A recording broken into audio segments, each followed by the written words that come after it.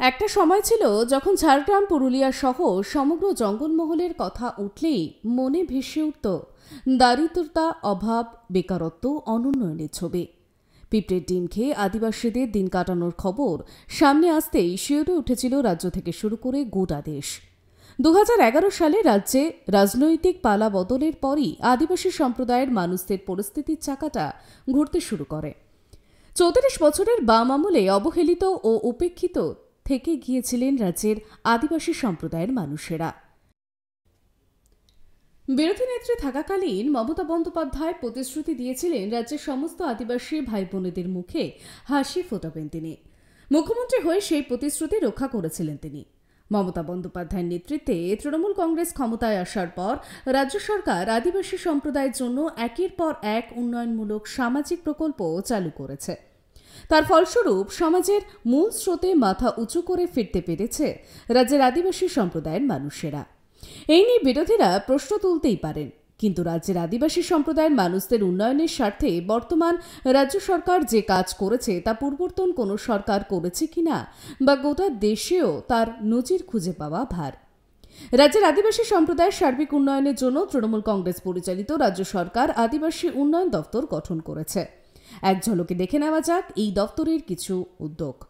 আদিবাসী ও উপজাতি সম্প্রদায়ের উন্নয়নের জন্য উন্নয়ন ও সাংস্কৃতিক পর্ষদ গঠন করা হয়েছে।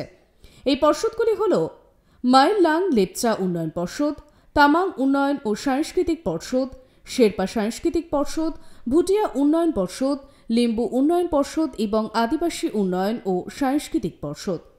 গত 7 বছরে আনুমানিক 600 কোটি টাকা অনুমোদিত হয়েছে এই পর্ষদগুলির উন্নয়নের জন্য। করা হয়েছে নানান উন্নয়নমূলক কাজ, যেমন পরিবেশ বান্ধব গৃহ নির্মাণ, শৌচালয় নির্মাণ, পানীয় জলের জন্য ঝোরার উন্নয়ন, বৃক্ষরোপণ ইত্যাদি। যেহেতু বাংলা পঞ্চম শিডিউলে অন্তর্ভুক্ত রাজ্য নয়, তাই আদিবাসী উপদেষ্টা পর্ষদকে পুনর্গঠন করা হয়েছে তাদের উন্নয়নের জন্য। পুনর্গঠন হওয়ার পর থেকে মুখ্যমন্ত্রীর নেতৃত্বে একাধিক বৈঠক করেছে এই পর্ষদ।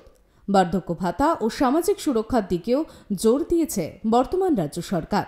তপশিলি উপজাতির মধ্যে দারিদ্র্য সীমার নিচে থাকা 60 বা 60 প্রবীণদের প্রতি মাসে 1000 টাকা দেওয়া হয়।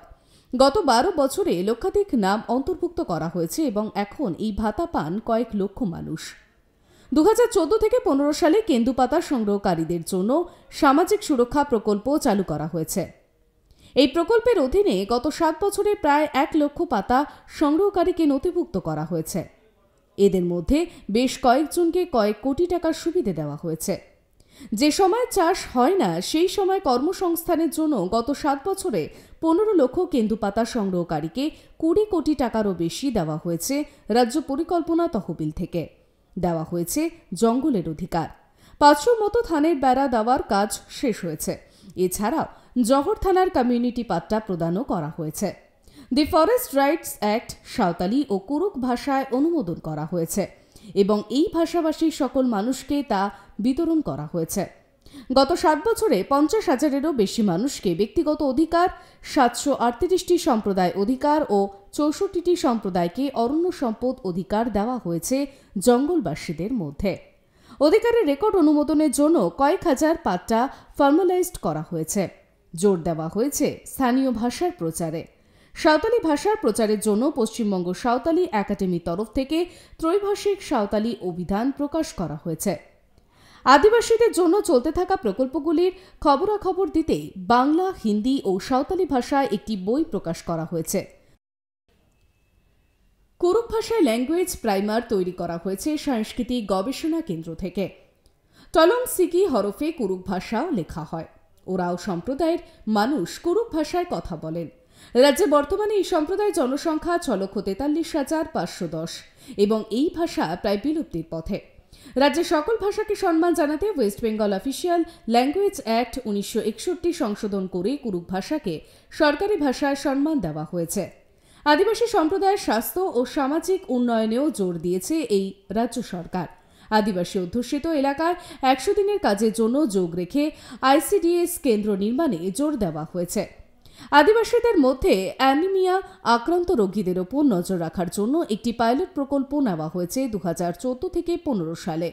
4 লক্ষ নমুনা পরীক্ষা করতে 25 কোটি টাকা বরাদ্দ করা হয়েছে।